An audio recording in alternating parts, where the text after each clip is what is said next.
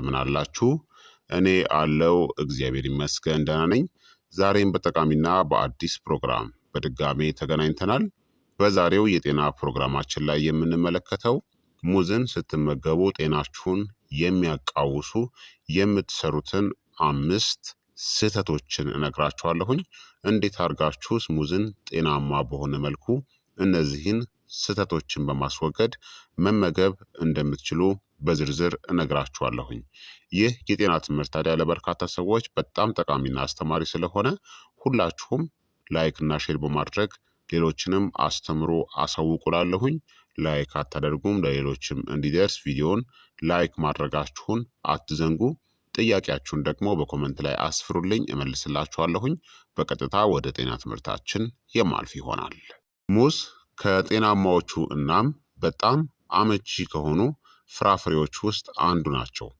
ነገር ግን ብዙ ሰዎች ለግባቸው ወይም ደግሞ ለጤናቸው በሚስማማው ምርጥ መንገድ አይመገቧቸውም። ሙዝ እጅግ በጣም ጠቃሚና ተወዳጅ ከሆኑ ፍራፍሬዎች ውስጥ አንዱ ናቸው። አንድ መካከለኛ መጠን ያለው ሙዝ እንኳን በግምት ወደ 118 ግራም የሚመዝን ካሎሪ 105፣ ካርቦሃይድሬትስ 27 ግራም ለሰውነታችን ፈጣን የሆነ ኃይልን ይሰጠናል። ፋይበር ደግሞ 3 ግራም ለሆድ ዕቃ ጤንነትና ለምግብ መፈጨት ይረዳል። ፕሮቲን 1.3 ግራም እና ቅባት ወይም ደግሞ ፋት 0.4 ግራምን ይይዛል። ቫይታሚኖች ደግሞ ቫይታሚን ቢ6ን ይይዛል። ለጭንቅላት እድገትና ለሰውነት በሽታ መከላከል አቅም ወሳኝ የሆነ ቫይታሚን ነው። ቫይታሚን ሲንም ይይዛል። ለቆዳ ጤንነትና ቁስልን በፍጥነት ለማዳንም ይረዳል። ቫይታሚን ኤንም ይይዛል። ለአይን ጤንነት ጠቃሚ ነው። ሚነራሎች ደግሞ ወይም ማዕድናት የምንላቸው ፖታሲየምን ይይዛል። ለልብ ጤንነትና ለደም ግፊት ቁጥጥር እጅግ አስፈላጊው ማዕድን ነው። ሙዝ ትልቅ የፖታሲየም ምንጭ ነው። ማግኒዚየምን ይይዛል። ለጡንቻና ለነርቭ ስራም ጠቃሚ ነው። ማንጋኒዝንም ይይዛል። ለአጥንት ጥንካሬና ለሜታቦሊዝም ይረዳል ማለት ነው። ሙዝ ለልብ ጤንነት ይረዳል። በፖታሲየም የበለጸገ በመሆኑ የደም ግፊትን ያስተካክላል። ለምግብ መፈጨትም ይረዳል። በፋይበር ይዘቱ ምክንያት የሆድ ድርቀትን ይከላከላል። ለአካል ብቃት እንቅስቃሴም ጠቃሚ ነው። ከፍተኛ ካርቦሃይድሬትስ ስላለው ስፖርት ከመጀመራችሁ በፊት ብትወስዱት ጥሩ ኃይልን ይሰጣችኋል ማለት ነው። ታዲያ ሙዝ ምንም እንኳን ጤናማ ቢሆንም ከፍተኛ የስኳር ይዘት ስላለው በተለይ የስኳር ህመም ያለባቸው ሰዎች በመጠኑ ቢወስዱ ይመከራል። ታዲያ ሰዎች ሙዝን በምትመገቡበት ጊዜ የምትሰሯቸውን 5 የተለመዱ ስህተቶችን በግልጽ መንገድ ልንገራችሁ። አንደኛ፣ ሁልጊዜ በጣም የበሰሉ ጠቃጠቆ ሙዞችን መመገብ ነው። ሙዝ ሲበስል ስታርቻቸው ወደ ስኳር ይቀየራል። በጣም የበሰለ ሙዝ ብዙ ቡናማ ነጠብጣቦች አሏቸው። ጠቃጠቆ ከፍተኛ የስኳር መጠን፣ ከፍተኛ የግላይሲሚክ ተጽዕኖ፣ የደም ስኳርን በፍጥነት መጨመር እናም ዝቅተኛ ሬዚስታንት ስታርች አላቸው። በተለይ እነዚህ ካለባችሁ የኢንሱሊን ሬዚስታንስ፣ ክብደት ለመቀነስ እየሞከራችሁ ከሆነ፣ የስኳር በሽታ ካለባችሁ፣ የኃይል ድንገት መቀነስ ካለባችሁ በጣም ጥንቃቄ ማድረግ ያስፈልጋል። በጣም የበሰሉ ሙዞች የደም ስኳርን በፍጥነት ሊጨምሩ ይችላሉ። የተሻለው አቀራረብ ታዲያ ለደም ስኳር ቁጥጥር ከሆነ በጥቂቱ አረንጓዴ የሆኑ ወይም ገና ቢጫ የሆኑ ሙዞችን ምረጡ። ለምግብ መፈጨት ድጋፍ ከሆነ ደግሞ በጥቂቱ አረንጓዴ የሆኑ ሙዞች በተለይ ሬዚስታንት ስታርች አሏቸው። ጥሩ የሆድ ባክቴሪያዎችን ይመግባሉ። ለፈጣን ኃይል ከሆነ ከስፖርት በፊት የበሰሉ ሙዞች የተሻሉ ናቸው። ታዲያ የሙዙን ብስለት ከግባችሁ ጋር ምንጊዜም አዛምዱ። ሁለተኛው ትልቁ ስህተት ደግሞ ሙዝን ብቻውን እንደ ምግብ ምትክ መመገብ ነው። ብዙ ሰዎች ሙዝን ብቻውን ይበሉና እንደ ሙሉ መክሰስ ወይም ምግብ ይቆጥሩታል። ችግሩ ሙዞች በካርቦሃይድሬትስ የበለጸጉ ናቸው፣ በፕሮቲን ዝቅተኛ ናቸው፣ በስብ ዝቅተኛ ናቸው። ብቻቸውን መመገብ የደም ስኳርን ሊጨምር ይችላል። ከበላችሁ በኋላ ብዙም ሳይቆይ እንደገና እንዲርባችሁም ያደርጋል። በኋላ ላይ የምግብ ፍላጎት እንዲቀሰቀስ ያደርጋል። ሙዝን ለመመገብ ታዲያ የተሻለው መንገድ ከለውዝ ቅቤ ወይም ከአልመንድ ቅቤ ጋር መመገብ፣ ከእርጎ ጋር አንድ ላይ መመገብ፣ ከለውዝ ወይም ደግሞ ከሲድስ ከዘሮች ጋር ከቺያ ሲድስ ከተልባ ጋር አንድ ላይ መመገብ፣ እንዲሁም ከተቀቀለ እንቁላል ጋር አንድ ላይ መመገብ። ይህ የስኳር መምጠጥን ያዘገየዋል። ለረጅም ጊዜም ጠግባችሁ እንድትቆዩም ያደርጋል። ኃይልንም ያረጋጋል። የተመጣጠነ የመክሰስ ምሳሌን ከፈለጋችሁ ሙዝና አንድ የሾርባ ማንኪያ የለውዝ ቅቤ ፕላስ ደግሞ ጥቂት ለውዞችን አንድ ላይ መመገብ ቶሎ እንዳይረባችሁ ያደርጋል። በጣም የጥጋብ ስሜትን ይጨምራል ማለት ነው ለረጅም ጊዜ። ሶስተኛ የምትሰሩት ስህተት ደግሞ በቀን ውስጥ በጣም ብዙ ሙዝን መመገብ ነው።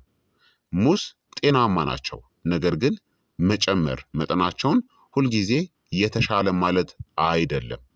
የተለመደው ስህተት ጠቅላላ የስኳር ፍጆታን ከግምት ውስጥ ሳታስገቡ በቀን ከ3 እስከ 5 ሙዞችን መመገብ ስህተት ነው። አንድ መካከለኛ ሙዝ እንኳን 14 ግራም ስኳርና 27 ግራም ካርቦሃይድሬትስ አለው። በቀን ውስጥ ብዙ ሙዝን መመገብ የካሎሪ ፍጆታችሁን ሊጨምረው ይችላል። የደም ስኳርን በተደጋጋሚ ከፍ ሊያደርግ ይችላል። ክብደት መቀነስንም ሊያዘገየው ይችላል። ለአብዛኛዎቹ ሰዎች ተገቢው መጠን በቀን አንድ ፍሬ መመገብ በጣም ጤናማ ነው። ለሚንቀሳቀሱ ወይም ደግሞ ክብደታቸው ዝቅተኛ ያልሆኑ ደግሞ በቀን 2 ፍሬ፣ ስፖርተኞች ከሆናችሁ ደግሞ ከባድ የሆነ እንቅስቃሴን የምትሰሩ ከሆነ ከዛ በላይ ልትጠቀሙ ትችላላችሁ። ታዲያ መጠናችሁን ግን ማወቅ አስፈላጊ ነው። በጣም ከባድ እንቅስቃሴን ሳታደርጉ ዝም ብላችሁ ቁጭ ብላችሁ በየቀኑ ከ3 እስከ 5 ሙዝን የምትመገቡ ከሆነ አደጋ ላይ ናችሁ። ከባድ ችግርን ይፈጥራል በጊዜ ሂደት። አራተኛ ሙዝን በምሽት ዘግይቶ መመገብ ነው። በተለይ የደም ስኳር ካለባችሁ አደገኛ ነው። ሙዝ ተፈጥሯዊ ስኳርን ይዘዋል። ለአንዳንድ ሰዎች በምሽት ዘግይተው መመገብ የምሽት የደም ስኳርን ሊጨምር ይችላል። የስብ ማቃጠል ሂደትን ሊያስተጓጉል ይችላል። ከመተኛታችሁ በፊት ኢንሱሊን እንዲጨምር ያደርጋል። ሆኖም ግን ሙዞች ጠቃሚም ናቸው። መቼ?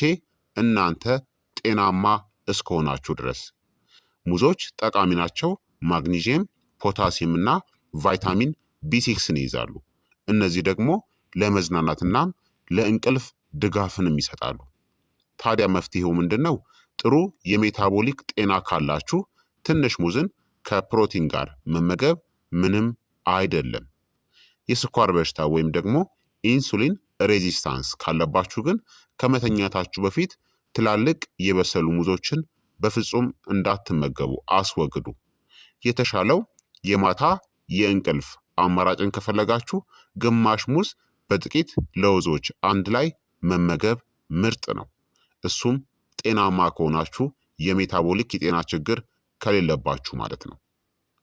አምስተኛ የምትሰሩት ስህተት ደግሞ ለግባችሁ ወይም ደግሞ ለዓላማችሁ የሚሆን የአመጋገብ መጠንን ወይም ደግሞ ፖርሽን ሳይዝ የምንለውን ችላ ማለት ነው። የተለያዩ ግቦች የተለያየ የሙዝ አመጋገብን ይጠይቃሉ።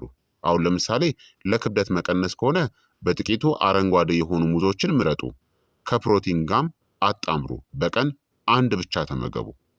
ለጡንቻ ግንባታ ከሆነ ከስፖርት በፊት የበሰለ ሙዝን ተጠቀሙ።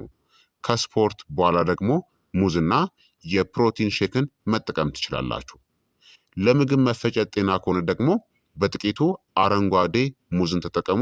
ሬዚስታንስ ስታርችን ስለሚይዝ፣ በጣም ማብዛት ግን የሆድ መነፋትን ሊያስከትል ይችላል።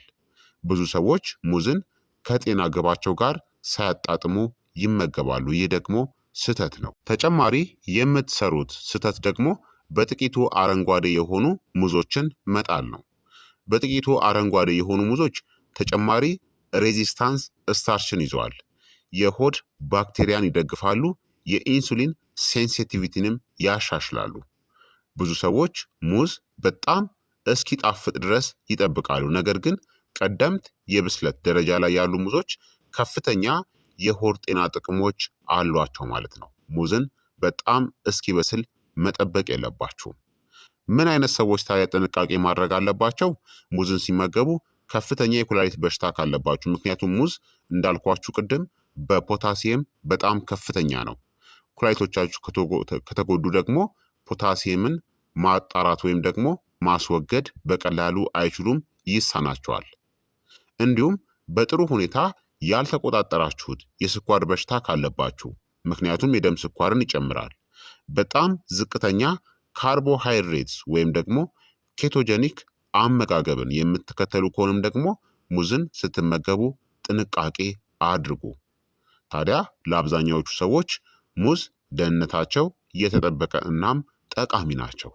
በአጠቃላይ ሙዝን በጤናማ መንገድ ለመመገብ ብስለቱን በግባችሁ ላይ በመመስረት ምረጡ። ከፕሮቲን ወይም ከጤናማ ስብ ጋር አጣምሩት። በቀን ከ1 እስከ 2 ፍሬ ብቻ ተመገቡ። የደም ስኳር ችግር ካለባችሁ በጣም የበሰሉ ሙዞችን ብቻቸውን ከመብላት ተቆጠቡ። እንዲሁም እንደ ሙሉ ምግብ ሙዝን አትቁጠሯቸው። ሙዝ መጥፎ አይደለም፣ ብዙውን ጊዜ የሚበሉበት መንገድ ነው የተሳሳተው። ስለዚህ ክቡራትና ክቡራን ተመልካቾቼ እነዚህን 5 ሙዝን ስትመገቡ የምትሰሩትን ስህተቶችን በነገርኳችሁ ጤናማ ልምዶች በመተካት ሙዝን መመገብ ይኖርባችኋል ማለት ነው። ይህ የጤና ትምህርት ታዲያ ለበርካታ ሰዎች በጣም ጠቃሚና አስተማሪ ስለሆነ ሁላችሁም በቅንነት ላይክና ሼር በማድረግ ሌሎችንም አስተምሩ፣ አሳውቁ እላለሁኝ። ጥያቄ ካላችሁ ከዚህ ቪዲዮ ጋር በተያያዘ ጥያቄያችሁን በኮመንት ላይ አስፍሩልኝ። በቀጣይ የጤና ትምህርት እስከምንገናኝ እኔንም እናንተንም ቸር ያቆየን። መልካም ጊዜ፣ መልካም ቆይታ። ቻው ቻው።